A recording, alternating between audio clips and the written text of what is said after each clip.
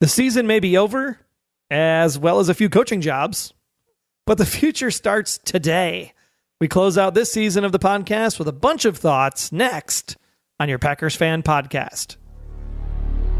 Hey, Packers fans, this is your unofficial Packers Fan Podcast, and these are the podcasters you're looking for. One of these guys was once a club DJ in a country saloon, and the other guy gave up his seats on the 20-yard line so 12,000 more fans could enjoy the game live. And now it's time to Go Pack Go with your hosts, Wayne Henderson and Troy Heinritz. One last time for this season with feeling. It's your Packers Fan Podcast, the show by and for fans of your 13-time NFL champion, Green Bay Packers. Give us a call. The voicemail's going 24/7. Even during the offseason, we still want to hear from you. We love to hear your voice. Give us a call at +1 920 3PACK-GO or simply go to PackersFanPodcast.com/feedback. This is episode 152 of your Packers Fan Podcast. Happy New Year! Recorded January 3rd, 2018, and the show notes will be at PackersFanPodcast.com/152.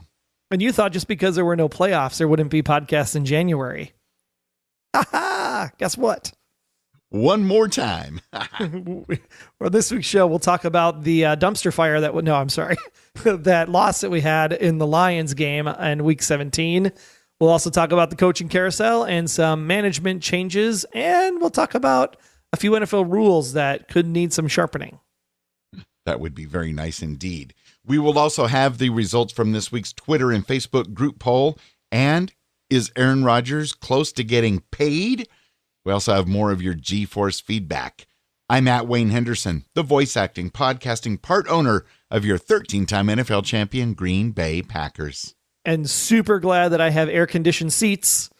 Let you think about that one for a minute. I'm Troy Heinritz, your gold ticket package holding part owner of your 13-time NFL champion Green Bay Packers. Because, the coaches are on the hot seat. Well played, Sir Troy.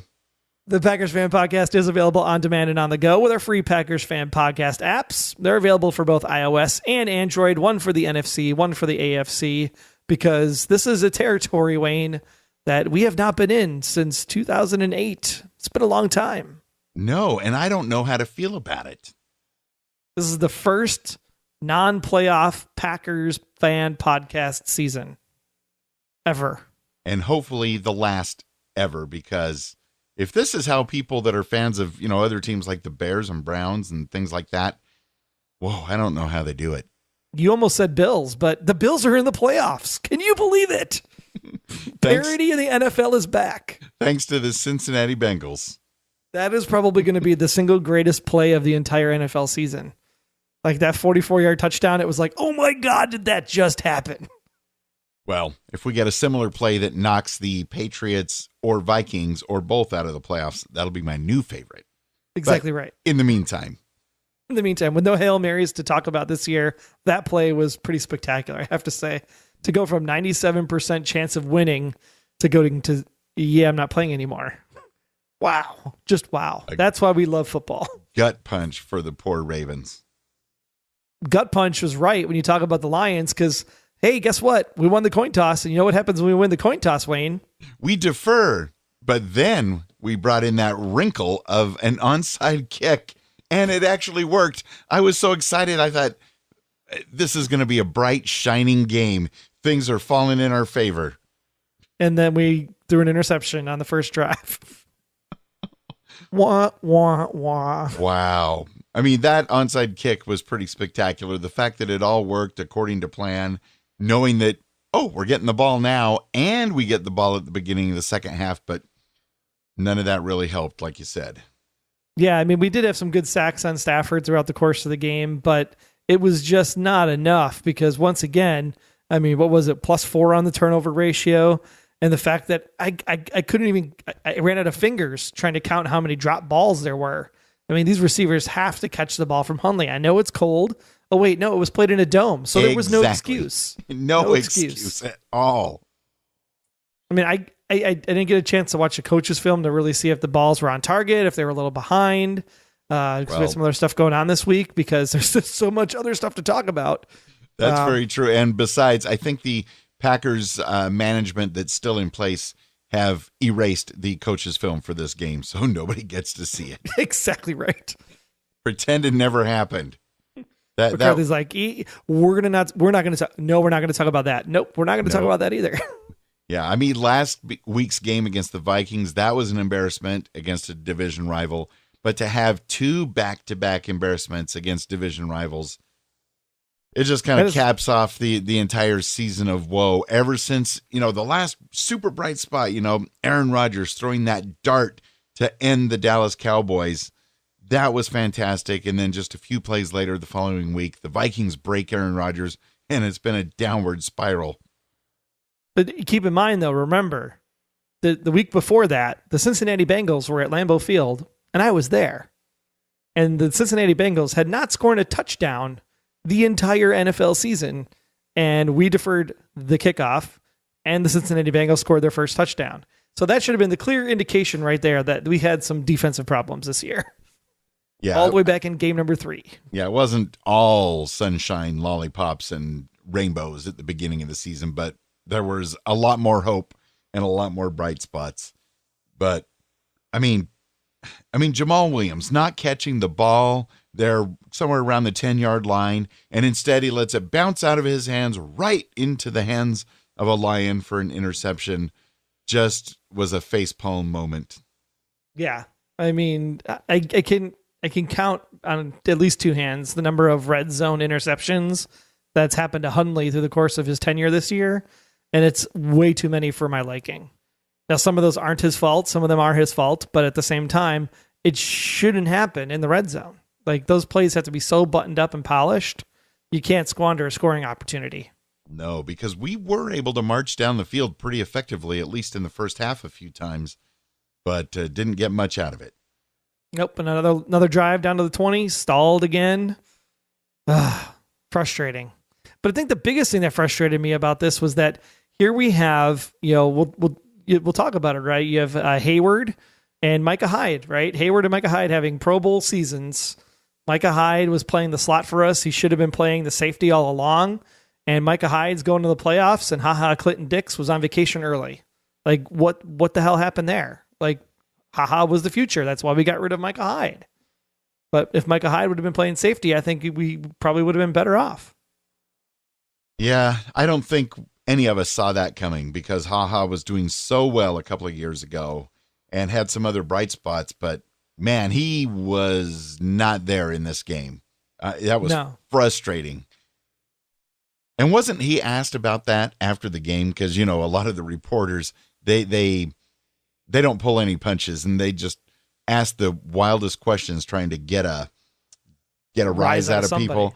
And I think actually responded saying, well, what can we do? The season was over when Aaron Rodgers went down because, Aaron Rodgers plays, safety. Defense. Exactly. I have a feeling he may not be back. It will be interesting to see what the new GM actually does end up coming up with. Yeah. But we don't want to talk about the Lions anymore, do we? No, because the Lions, they also, not in the playoffs. Only one team from the NFC North. Oh, well, they're bound to be rusty after that bye week. Whoever would have thought Caldwell would have gotten the can, though? Like, that one was like a surprise. I mean, you give this guy, Matthew Stafford, who's not a super awesome quarterback, the highest paid contract in the league, and then you fire the head coach? Like, do they just want Jim Bob Cooter that bad to take over the thing? That's what I want to know. Because Matthew Stafford loves Jim Bob Cooter. And it was interesting when they said that Caldwell's been there, I think, 4 years, and it seems like he's been there 8 or 9 years. Yeah. I know. So, interesting times all around. But you got changes in Green Bay, changes at the Bears, changes at the Lions. The NFC's up for grabs. NFC North. And one of the pluses for the Lions, they're no longer the only team to go 0-16. This is true. Now, they are still the only NFC team to go 0-16. But I think the Cleveland Browns are the first team to ever go 1-31 and keep the head coach. Like, scratch your head on that one for a minute. They kept him alive. What? I don't get it. They have so many draft picks. They have to get good one of these years. I mean, they have number 1 and number 4. That's not too bad. Like if you don't do something with number 1 and number 4, you should just fold the team. Yeah. Like send all the players. It's like the expansion draft where you like put people in the expansion draft, like there should be like a de-expansion draft. And luckily they have new management as well. So they're not going to make that Johnny Manziel mistake again. Ugh. Fun times. Yes. What a wacky year. The Bills, the Texans. I'm sorry, no, the Bills, the Titans, the Jaguars. The Rams. Whoever would have thought. That's why they play the game. Any given Sunday. Shall we go ahead and check in with some listener feedback? Because the G-Force has some thoughts for us to think about. Let's. Hey, Wayne and Troy, Art from Texas. Oh, well, not a very good last game, but oh well, let's move on, move forward. I tell you what, guys, I'm really excited for next year. I'm really excited. I really like that kid, Michael Clark, really impressive receiver. I'm really excited for next year. Hope both with Aaron Jones and Williams, the running backs, awesome. Hopefully everybody will come back healthy, and I know our offense is going to be great, especially re-signing Davante Adams. So what do you guys think about the changes on the defense, firing of the defensive coordinator? I don't know about the linebackers coach and the defensive line coach. I mean, they got fired, but I mean, I thought the Packers were ranked 8th in the NFL for the run stop. So that kind of confused me a little bit that they got rid of them. But as far as GM, I don't know. Who's y'all's candidate? I know Ball is out there, and also Elliott Wolf. And I wonder who's going to be defensive coordinator. It's just exciting for hopefully next year we'll come back strong and all the way to the Super Bowl. Go Pack, go! Go Pack, go, Art. Thank you so very much for giving us a call at 920-3PACK-GO. And excellent phone call. And I, too, am with you on being excited for the future of the Green Bay Packers. After that abysmal second half of the season, all these changes and firings, they actually give me a lot of hope. Yeah, hope is something we definitely need. I was just double checking to make sure that I didn't have my stuff right, because I was like, I don't think we were number 8 for the run defense. I thought we were more like middle of the pack. And yes, final rankings, I think 17th. 17th against the run was the Packers in all of the NFL. Well, we were doing good there for a while. It seemed like we were doing good, but the teams that matter, I think we'd have to go out to profootballfocus.com or something to see how it would look against playoff, the teams that are in the playoffs, like where were we ranked against those teams specifically, because that's really where the rubber hits the road. We played some pretty abysmal teams this year, and even they looked pretty sharp when you think about the complete package and how it all went down. Yeah, like we had to go to overtime to beat the Browns, but we almost beat had to go to overtime to beat the Bengals. Lots of overtime this year. We got bonus coverage this year.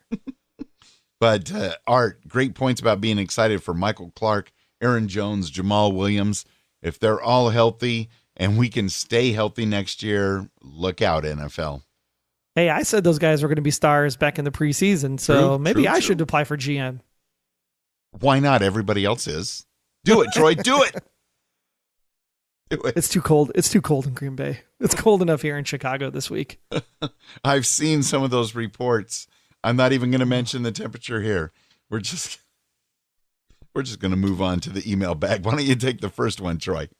The email bag. Yeah, Steven from here inside the frozen tundra of Chicago. Checking in once again. Home of Bears country. Had to say I was right on the money with my prediction that the Packers finished the season with a record of 7 wins and 9 losses. I don't remember him actually making that prediction earlier. but we'll give him the benefit of the doubt. Weeks back, yeah. Yeah. Because I still had him at 11-5 for the season, I think, or 12-4. And that still could have happened, technically. I mean, there were games that we should have won. We just didn't put it together. I like that even though you won't be doing your regular podcast, I hope that when you guys do a podcast after the draft, you will let us know so we can email our thoughts in or even call the phone number. And as Wayne mentioned, phone number is open 24/7 all season long. And we will definitely make a lot of posts on Twitter, Facebook, and Instagram as we get close to the draft, reminding you that we want to hear your dulcet tones on the voicemail. For sure. Glad that you agree with me that the NFL should have no reason to put the Packers on Thursday games. But what about on Thanksgiving? I'm okay with that. Yeah, that's my one exception. The one Thursday during the year when we can have football all day because it's such a tradition. Even the Thursday night game, why not just have it in there? Agree. Wayne and Troy, what am I going to do now without hearing you two talk about Packers football? I know you got other podcasts, but it won't be the same, like even going back to the older podcasts. Anyways, thanks again. Have a happy new year and look forward to hearing you both again in 2018. Steven, go Pack, go. Go Pack, go, Steven. And yes, although the other podcasts that we do, like I do Electric Dreams, which is finally coming to Amazon Prime here in the U.S. on January 12th. So check out electricdreamspodcast.com. Although it's not a Packers podcast, it's a science fiction TV show podcast, I do find opportunities to mention the Green Bay Packers as often as I can. And Troy, you're pretty busy with podcasting as well. That's right. Yeah, Blacklist just came back, starting out season 5B, as we're calling it, the second half of season 5 that started back up on NBC. So we got that episode coming out, and then Westworld, our show Beyond Westworld, that will be coming back here in spring someday. Really? I thought it was not going to be back till like November. It's coming that soon. Okay. They said spring 2018. Now, spring could be April in the normal Game of Thrones spot, or it could be June because that's still spring for at least 2 weeks of June. Like when Apple says they're going to have a new product out by the end of summer, you might as well mark that last day of summer on your calendar as the day. September 21st. And you never know, Troy, if they ever give a release date for Hulu's Stephen King anthology series, Castle Rock. We'll be podcasting about that. Of course, your schedule kind of determines whether you're doing 2 other podcasts at the same time, but a date would be nice. It would be nice. We also got an email from Caleb Fisher. Hello, Wayne and Troy. Caleb and Roy Fisher here again. Well, Packers country, that looked promising at first. It tended to crumble when the injuries hampered our team. The next man up theory only works when the next man up is conditioned and is ready to step up and step in for the starter. The theory, a chain is only as strong as the weakest link, certainly proved true this season. Although Brett Hundley did a fairly great job, there were many breaks in that chain as well. I don't understand what the problem is with Dom Capers since he previously led teams to the Super Bowl. I hope he hadn't been made a scapegoat, shouldering the blame for our weak season. Starting with a fresh slate, we must assess our weaknesses and work on improving for next season. What comes to mind is that the offense and defense lines, it's easy to take them for granted, but when problems show up, it's easy to assess the blame. Brett Hundley, I would say, did a very good job under the circumstances. It seemed when he was playing well like he played at UCLA, he was a lot better. Well, until next year, don't forget, go Pack go and bleed green and gold till dead and cold. Thank you so very much, Caleb and Roy. All I can say is that if you go back and look, even in the 15-1 season in 2011, ever since the Super Bowl win, the Packers have not had a higher than top 15 defense in all of this current decade. So that means there have been problems on the defense for a long time. Now, we covered those up with Aaron Rodgers, and we covered them up with some great plays, and like Desmond Bishop and like Casey Hayward and Micah Hyde, like we talked about. And then we drafted, flash in the pan, Damaris Randall, Quentin Rollins. So everything seemed like it was on the up and up. But really, when all of a sudden Hayward and Micah Hyde and Julius Peppers, and we started letting all of this good talent walk in favor of the younger up-and-coming starters, which is technically a Ted Thompson thing, then that's when all of a sudden the defense really showed its holes between 2016 and 2017. So those are the 2 years where I think it was the writing I was on the wall that changes needed to start happening and needed to happen fast. Yeah, and now we're getting them all at the same time. At one time. I don't think Dom Capers is going to turn out to be a scapegoat. Like, we've talked in the past how he's a good coach, but he's just stale. He's just doing the same old, and everybody knows what we're doing. And although Brett Hundley had some flashes, especially when he was running, I think we found out that he's not the guy. He's definitely not the backup of the future, the starter of the future. He's maybe not even the backup of the future. Maybe he's not even the backup. I wish Callahan got to play a little bit more. I know. Really did. It was a little too late when we finally saw him at the very, very end, I believe. Oh well. Next season. Oh well. We did have our weekly Monday Twitter poll on Twitter and in our Packers Fan Podcast community Facebook group, and it will likely be the last regular Monday Twitter poll for a while. But if something strikes my fancy or if breaking news happens, we'll put polls out there. Why not? But this week, what phase of the Packers game are you most confident will have the biggest improvement next season? No big surprise here, Troy. 70% of the voters said the defense will have an obvious, huge improvement next season. 25% said the offense is actually going to have the biggest improvement, and 5% said special teams. I'm going to go with the offense on this side of the ball because when you think about, there were games we used to go to, Wayne, where it was like touchdown every 5 minutes. I mean, we're talking 42, 49 scores that were like way, way up there. Yeah. I think the offense is going to see the biggest invigoration next year over this year. I think the defense is still probably 2 years out from getting their full kind of, you're going to have a whole new system next year, a whole new coordinator, a whole new scheme. I mean, it's going to be a complete different rewrite. You're going to have a different GM as the head of football operations. Now, granted, the defensive coordinator would roll into McCarthy. McCarthy would roll into the new GM. Because if you didn't hear, McCarthy did get a 1-year extension, so his contract goes through 2019 now. That's good from a defensive coordinator perspective, so you don't feel like you're working for a lame duck coach who's only got 1 year left on the contract. The interesting thing will be is if the new GM, if they do still have full control of football operations, that means they could still fire McCarthy, which means McCarthy's salary would be against the Packers' salary cap, and then therefore we have to figure out how to pay for McCarthy and a new head coach. So lots of change still coming there. So I think the defense is going to have a transition year and then be better for 2019.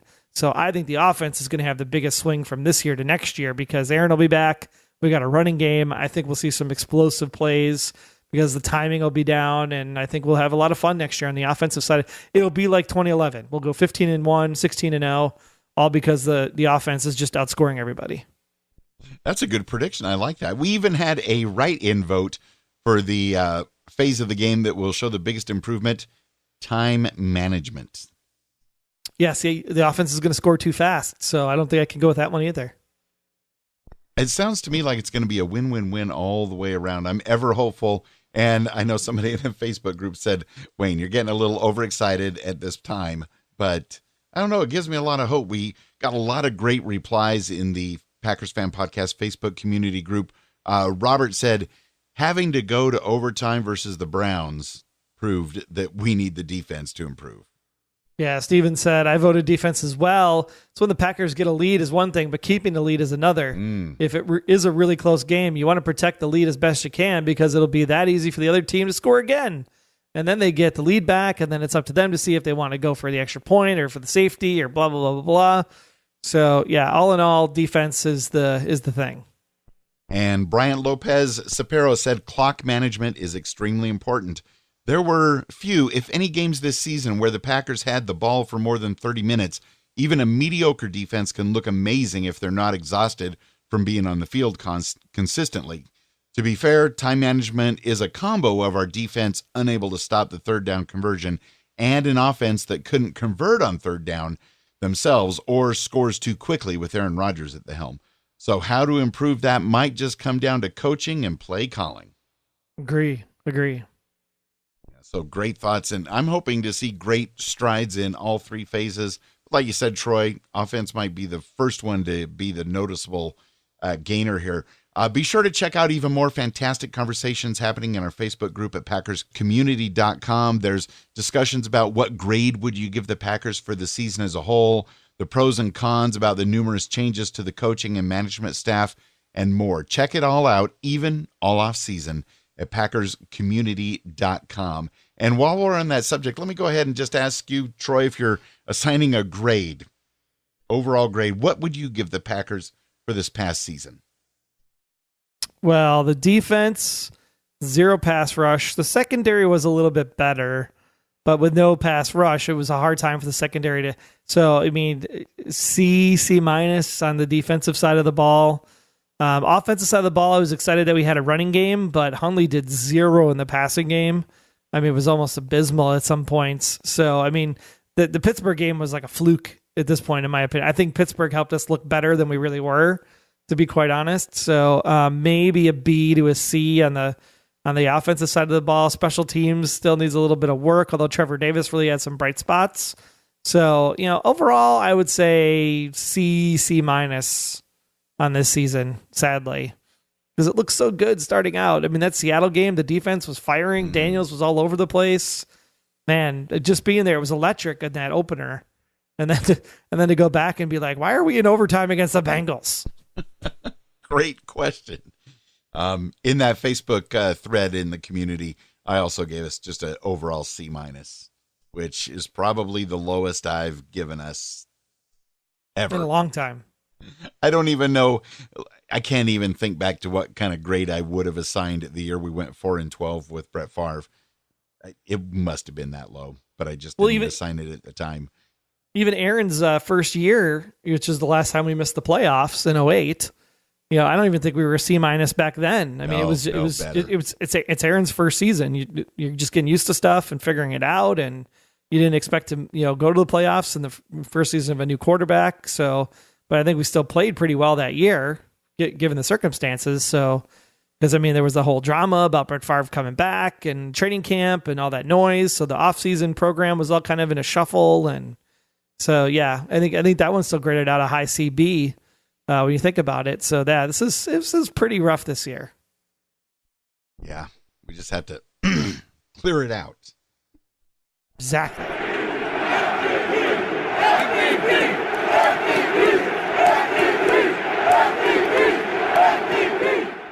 There are so many MVPs that we have to play the sounder. Patreon thanks going out this week. Special thanks to MVP supporter Diane Burnett, now helping out the podcast at the $10 a month level. I didn't even know you could choose a number that wasn't one of the pre-designated ones. Amazingly kind of you, Diane. And although we didn't have that specific $10 a month level designated on Patreon, should we kind of call this level the Matt Flynn level, or how about the Lynn Dickey? What's your fancy, Troy? I would call it the Lynn Flynn level. Lynn, oh boy, splitting hairs there. Remember, Lynn Dickey only wore number 10 for a short while, and then he switched over to number 12. So really, Matt Flynn was the primary number 10 holder. So we probably have to give it to Matt Flynn, but I mean, Lynn did play a long time for the Packers in some pretty dark years. Well, either way, we send out huge thank yous, Diane. We greatly appreciate it. Also, Go Pack Go to the new Curly Lambo $1 monthly supporter, Velvet Auclair. Thanks so much for helping out the podcast. Also helping out at the Brett Favre $4 level. Never give up. Even these days, Brett is still making it happen. Aaron Peterson, thank you. The Texas-only Green Bay Packers Fanatics Facebook group, thank you. Bryant, thank you so very much. And Jeff Summerfield, thank you to you as well. And remember, you can help make the podcast even better for next season. That's right. A off-season program has already started here at the Packers Fan Podcast. So make sure you go over and become a Patreon supporter. That's right. Patreon, patreon.com/Packers Fan Podcast. Or just check out our support page at packersfanpodcast.com/support. There's even still that chance to go to a game with me in 2018 if you want to pony up to the Reggie White, $92 a month. If you can make that happen, there is a seat waiting for you. So check it out. Again, packersfanpodcast.com/support or patreon.com/Packers Fan Podcast. Thanks again to Diane, Brian, Aaron, the Texas-only Green Bay Packers fanatics, and Jeff, as well as new supporter Velvet Auclair. Thanks so much for everything you guys do. Absolutely. You rock, and go Pack go. Now, were you surprised that some contract extensions have already happened, Troy? No, I am actually really excited to see that there were contract extensions already taking place, because these two contract extensions were the number 2 free agents we needed to make sure we're sticking around for 2018. One of those, of course, was the man, the myth, the legend himself, Mr. Davante Adams. Fantastic year this year. Bouncing back last year from kind of that sophomore slump. Exactly. And the fact that he was able to do it with the amount of concussion issues, or that one hit he took early in the year, and coming back and playing after that and having the year that he had, Davante was definitely a force to be reckoned with. So glad to see that he's going to be taken care of. And of course, Corey Linsley, a staple there on the offensive line. You need to have your center buttoned up, ready to go, so that Aaron feels comfortable when he gets back there underneath center in 2018. So seeing Corey taken care of as well, that is definitely the two that we needed to make sure we're done. And now the next step, of course, is Mr. Aaron Rodgers, because he has an option in his contract to renegotiate this year. And so I think that's the one that's going to be very interesting, because when you look at the rest of who is left out there, we have Morgan Burnett, Ahmad Brooks, Devon House, Jahari Evans, Brett Good, Quentin Dial, Richard Rodgers, Demetri Goodson, and Jeff Janis. Wow. All are the free agents this year. Now, I'm going to ask you, Wayne, from that list, who do you keep and who do you let go? It is so hard, because with the salary cap, you can't keep them all and just kind of develop. Jeff Janis, I just think we give him one more shot for some real magic. I think he could make something happen. Brett Good, maybe. They keep trying to figure out that long snapper position. They keep bringing Brett back. It's like, why not? He's going to be 34 this year. I would just re-sign him for another 1-year deal. Instead of having him come back and go 2 or 3 times in a season, let's keep his head straight and focused. What were some of the last 2 or 3 names besides Jeff Janis? Richard Rodgers. Rodgers, yes, that's the one that jumped out, because I think Aaron Rodgers would like to have Richard Rodgers as a safety valve in the tight end position. But let me ask you this question. You got Jimmy Graham, who's sitting out there as a free agent from coming off of Seattle. Like, if I'm Aaron Rodgers, do you go after Jimmy Graham in the tight end position free agency? In which case, then you have Jimmy Graham coming in, and then you have Richard Rodgers as the free agent. Would you let Richard Rodgers go? Gosh, I don't know. I mean, in football years, isn't Jimmy Graham about 100? He might be, but he's still a good tight end. I mean, give him Aaron, look at Jared Cook. Jared Cook was kind of an average tight end and became a superstar with Aaron Rodgers throwing to him. So maybe it invigorates Jimmy Graham's career. Anyway, we can get Jared Cook back. Yeah, no doubt. No doubt. Let's not speak of Martellus Bennett ever again. No. And Lance Kendricks is still sitting there. So, I mean, you have Lance Kendricks, but you do need 3 tight ends. So, maybe you do re-sign Richard Rodgers because he's the staple guy, kind of like Jeff Janis. I mean, he's not really played receiver for the most part, unless we were like in the Detroit game, but he is that special teams, awesome player that if you just don't have on special teams, who do you fill that up with? So, I mean, 7th round draft picks don't usually last 4 years, but he's still here. So, I mean, what are you going to do? Do you think there's any chance that the Aaron Rodgers restructuring deal would happen, say, this offseason and affect some of these other free agent signings money-wise? Well, the good news was that the salary cap was going to get an increase this year. They didn't have an exact number, and I don't think we'll know for sure until the league year starts on March 1st. But I'm going to say it goes up at least $10 million. So you're talking, like 172 to 174 million. Somewhere in that range will be the new salary cap number. So you're literally getting free money, right? You're basically getting $10 million in free money that wasn't there before. So if I'm looking at Aaron Rodgers' contract, right, he's got 2 years left. He does an option deal here to do some renegotiation. He's 34. I would do a 5-year deal for Aaron Rodgers that's somewhere between 30 and 35 million. That brings him to be the highest paid quarterback in the NFL over Matthew Stafford. And you could do that easily because you're currently sitting at, I think he's at 22 or 24 million a year in his current deal. So that's, 32 million is the $10 million bump on the salary cap. So I think that works out just fine. So I think you still have room to play with some of these other free agents, because I mean, Quentin Dial, Ahmad Brooks, we brought him in as 1-year deals. So, I mean, Ahmad Brooks is 34 in March. Maybe you bring him back on another 1-year deal. Quentin Dial wasn't great in any one area and battled injuries, but held up fine over 300 snaps. So it's interesting to see where this is all going to play out. We'll have to see. Way too early to tell, but it was good to pick your brain because obviously I think the Packers are going to do everything they can to make sure that Aaron Rodgers ends up being the highest paid quarterback at this point in time. You know, they have to beat Matthew Stafford's deal. It just has to happen. It's just one of those things. So then getting that increase in the salary cap, that'll be very, very nice indeed. I wonder if there's going to be any other big free agents we can try to snag this year. It's way too early to tell, but I'm just kind of wondering, looking at the stars and not Martellus Bennett. Yeah, I mean, if there was a free agent to grab, I think Jimmy Graham would be the one I would target first at the tight end position, because we do have some good players in our other spots. We just have to figure out how to use them the best in the right scheme. And it all depends on, too, if the new defensive coordinator comes in and goes back to 4-3 instead of a 3-4. We'll have to see how that plays out as well. I think that is likely to happen. And if we could get a good outside pass rusher, that'd be nice. It would be nice. It would be nice. And you still got, we're picking 14 in the draft. I cannot believe we're picking that high. I know. It's like almost top 10. You think we might trade up to try to get one of these highly touted quarterbacks to be a solid number 2 backup? Well, again, that's another GM decision. I mean, I don't think we need to go after a quarterback just yet. I mean, Rodgers sat 3 years behind Brett Favre. If you have Rodgers, with his fully robotic shoulder now, because it's the bionic Aaron Rodgers. Exactly right. He's, I don't know if he'll be Brady and play till he's like 45, but at the same time, he could.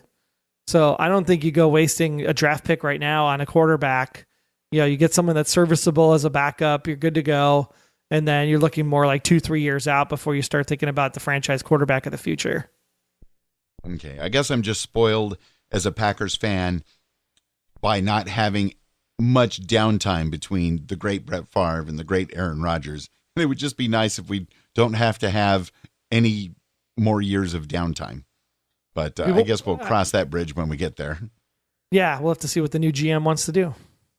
Yeah, because, man, all these changes, the game isn't even a week old since that Lions game. And, Ted Thompson is kind of demoted. And so we're already searching for a new GM, which I guess will basically pilot the ship. How soon do you think we might be able to get one in place? Is there a big rush? If it was me, I think you use the month of January. I mean, there's a list of candidates. I mean, there's internal people. There's people already in the league. What's his name? McKenzie is out there that used to be part of the Packers organization. But they have some interesting things where there's the guy in Seattle where he's got a deal where he just re-upped. He doesn't have an opt-out clause, so there might have to be a trade if we want to go that route. There's a lot of options out there in the open market. There's a lot of options internally.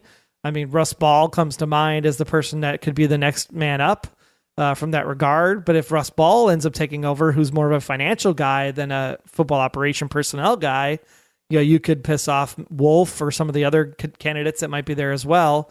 And they may go just because they were passed over for the job. So I really like the fact that Murphy's bringing in Jed Hughes, this outside consultant that's going to help with the search. I like that Murphy said that it's going to be his decision ultimately and not the search consulting firm's selection, because sometimes they pick people that benefit their clients. But what it tells me specifically is that the Packers are not going to drink their Kool-Aid. They're going to take the time to actually think about what could the future be, and maybe they need to bring in fresh ideas into the organization, and promoting from within isn't the best way to go. So we'll have to wait and see how that all shakes out. I mean, you're hiring a person, worst case scenario, you're talking a 90-day replacement. If it's corporate America, the best you hope is that it's more like a 30-day replacement. So I hope that somebody would be in place by, say, Valentine's Day, so that they're in before the league year starts in March. and get the whole team ready for the draft and all the other things that have to OTAs happen. and exactly. Yeah, and then we thought that might be the end of it. Getting. Well, we didn't know Ted Thompson was going to happen at all. That was the shock for me this week. Right, that was a big surprise. It was like out of nowhere. I mean, Mark Murphy's press conference was kind of telling when he was like, I was talking to Ted and I said, "Hey Ted, what do you want to do this year?" And he's like, I really like scouting. And then, he got, second year goes by and he's like, "Hey Ted, what do you want to do?" And he's like, I really like scouting. So then Murphy's like, "Okay, well then you'll be a scout again. Senior advisor to the football operations. And we'll go find a GM that wants to do the day-to-day grind stuff." It's got to be a taxing job. Oh yeah. Especially when you have everybody dropping like flies from an injury standpoint, and do I put this guy in IR? Do I not put this guy in IR? Do I have to bring this one up the pup list? And do I have to go trade for this person and practice squad this and practice squad that? I mean, that's got to be like, it's bonkers for us to keep up with it, let alone him. Yeah, we did get kind of our wish that Dom Capers is gone. Wish him well.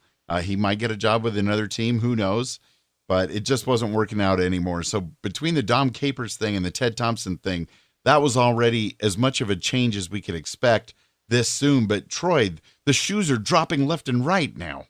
I know. McCurley was gone, the linebackers coach, as well as Mike Trovac from the defensive line. I mean, when you think about it, I mean, you kind of have to assume those two are good firings as well. I mean, the pass rush was zero, non-existent this year.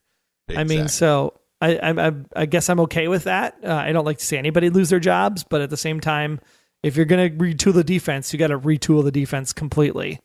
Alex Van Pelt, with the way Brett Hundley played, I mean, you have to wonder, why wasn't he getting Hundley more game ready? It's the same system that they've been in for 3 years. Exactly. Like, why is him running the offense that much different than Rodgers running the offense? So obviously Alex Van Pelt is out, and then Edgar Bennett. I thought that one was really shocking that Edgar was out. I don't know why Edgar Bennett was let go. And he's been, he helped us win that Super Bowl with Brett Favre. I mean, Edgar's been with the organization for a long time. Long time. Yeah, because even the greats, great players, they may just not work out for what we're trying to do. I mean, Bart Starr, fantastic, legendary quarterback for the Green Bay Packers, wasn't the best Packers coach ever. Yeah, and he was the offensive coordinator. So, I mean, at this point, maybe the coordinator job was too big for him at that point.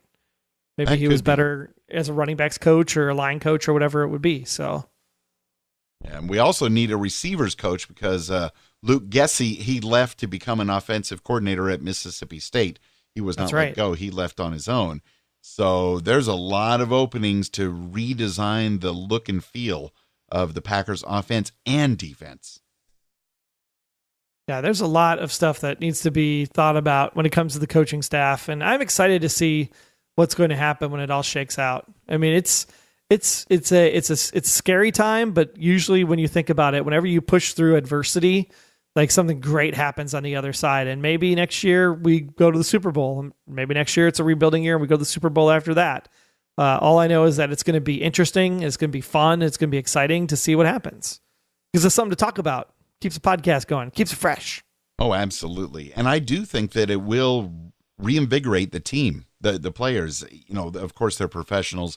They should always be invigorated to play and perform and do great things. But I just think having the fresh outlook, I think you're going to be able to see it in their eyes next season when they take the field. Yeah. Now, of course, when they take the field next year, some rules are bound to change. And oh my goodness, there's some that may not change that should be changed. You hinted at this at the top of the show, Troy. What is the deal? I mean, the NFL catch rule is just the most abysmal thing that's ever been put on the books. I mean, we can all talk about that Steelers Patriots game, right? The catch at the goal line, he moves, makes the move, goes in, stretches, gets the ball over the goal line, and then quote unquote fumbles it afterwards. But he broke the plane, so it should be a touchdown. But because he was going to the ground, the rule is that going to the ground, you have to maintain control all the way to the ground. And so, I mean, to me, it looks like a catch, but the rule, the way it's written, has to be interpreted the way it is. So they need to figure out a way to fix the catch rule, because it's just dumb. It's just dumb. It's actually become a joke. I mean, now and then during the season, like when that Steelers play happened, and others earlier in the season, things like that were even trending on Twitter. When you've got a what is a catch discussion going on and trending in the top 10 on Twitter, you know you got a problem. Yeah, now the second one, I think this is probably even dumber than the catch rule, is this whole fumbling the ball into the end zone and then having it go out of bounds so that it's a turnover. I mean, it's like the one that comes up to mind was the Raiders game, right? Derek Carr's driving down the field. He goes to the pylon, loses the football, goes in the end zone, and then it's a touchback. Like the defense shouldn't get the ball. It wasn't like they didn't do anything to earn the ball. So why is it a touchback? I think that needs to be changed. Maybe you do a loss of down. Maybe it's you get the ball at the spot, or you get the spot minus 10 yards or something. But giving the ball to the other team, that's just terrible. Terrible all around. I don't know how they ever could have come up with that being the end result of that type of play when they wrote that rule originally. Well, because it's the whole thing about if that player fumbles the ball forward, no other person can technically recover it except that person. But because that person's out of bounds, it can't be the first person to touch the ball, and it's just like there's too many rules stepping on top of each other. Yeah, these are all good options. Let's fix these two. And then of course there's pass interference. I just don't.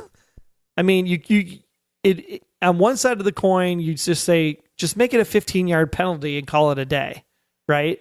Instead of this, like you get the spot foul, because then people just throw the ball down the field. You're like, oop, I accidentally tripped you. And it's truly accidental, but then they throw the flag and it changes the course of an entire game.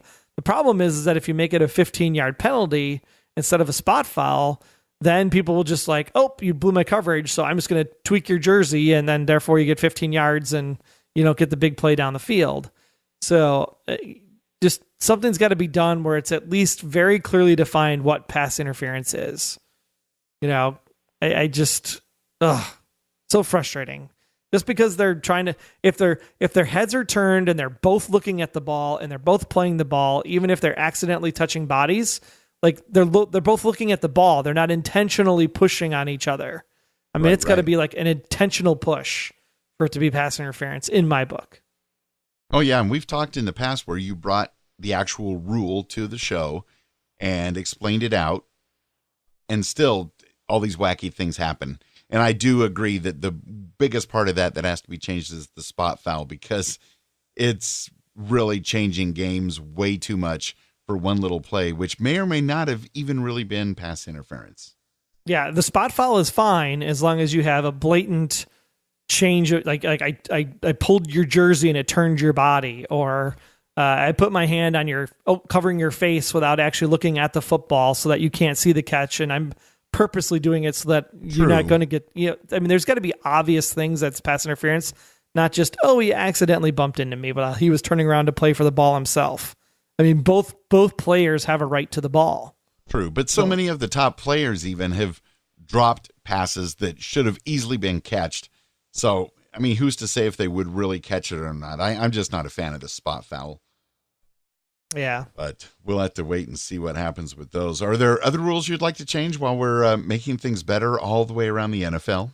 Yeah. I mean, if the quarterback is rolling out and you can clearly see that he's in the process of throwing the football, like you could tackle him and knock him down, but you can't drive your 290-pound plus body on top of him and scrunch his collarbone. No. Just saying. Just saying. No, exactly. And don't get me started on that tuck rule. Not the tuck rule. That either. Those are all good options, Troy. And I know we don't have a game this week to try to predict the score, but just for kicks and giggles, how did we do with picking the score last week against the Lions? I said 10-9. And I said 17-15. You got the Packers score closest. I did. I got the Lions score closest, and I was still off by 20. Oh, well. It is what it is. Next year, Packers go 10-6. At least. Yeah, it was just. It's gonna be it's a tough schedule next year. That's definitely not an easy schedule, that's for sure. But we'll see. A lot of it, the Packers at Rams. A lot of that may be determined, whether they actually play in LA or in England, where not even really a Los Angeles crowd because there's so many Packers fans everywhere. And I heard some rumbling today that they might move one of the Rams games to Mexico. Gosh, I hope it's not the Packers game. Oh gosh, no. Because I'm not going to Mexico. No. So no offense, but it's warm and gross down there. Yeah. No. And I've always wanted to go to England. So, if I had to travel and get a passport to go see my Packers, it'll be in the UK. But that's just me. You never may get back over the wall if you go down south. Just saying. I know. I don't want to take that kind of chance. Go, Pack, go. Well, the 2017 football season is over, as well as the calendar year 2017, and the Unofficial Packers Fan Podcast is not affiliated with the NFL or the Green Bay Packers. However, we are always available to do so. 2018 may be the year. Have somebody email us at media@PackersFanPodcast.com if you can make that happen. Pretty please. And be ready around draft time to listen to a new episode of the podcast, or if some other huge, gigantic breaking news happens between now and then. And listen to us that way with our free Packers Fan Podcast app. We've got one for iOS and one for Android, and all off season. Follow us on Twitter, just because we want to talk Packers all the time. On Twitter, we are at Packers Fan Pod, and me on Twitter, I'm at Wayne Henderson. And me, I'm at Troy Heinrichs. Be sure to also keep the conversations going in our Packers Fan Podcast community group that's on Facebook. You can go to packerscommunity.com, and that'll take you right there. And of course, as we get close to the draft, we'll remind you yet again to go to packersfanpodcast.com/feedback to get in your thoughts on the draft and schedule release when the exact dates come out and all that good stuff. But until then, like Troy said, keep those conversations going in the Facebook group because there's so much to talk about. Who knows how much more may happen during the next week. And because you don't want to miss that draft episode, be sure you subscribe in Apple Podcasts and leave us a review. Tell us how we did this season. Grade us out. Give us a B, C, D, or F with your 5-star rating. And drop us a note and just say, hey, thanks so much for everything you guys did on the Packers Fan Podcast this year. Wayne, been a pleasure as always. Absolutely, Troy. Thanks again. What a year. It didn't end as planned, but I guess it only ends as planned for one team out of the 32. Well, the good news is that anytime you listen to the Packers Fan Podcast, you always know that this end is the same no matter what. So bleed green and gold till you're dead and cold. And everybody, go Pack, go!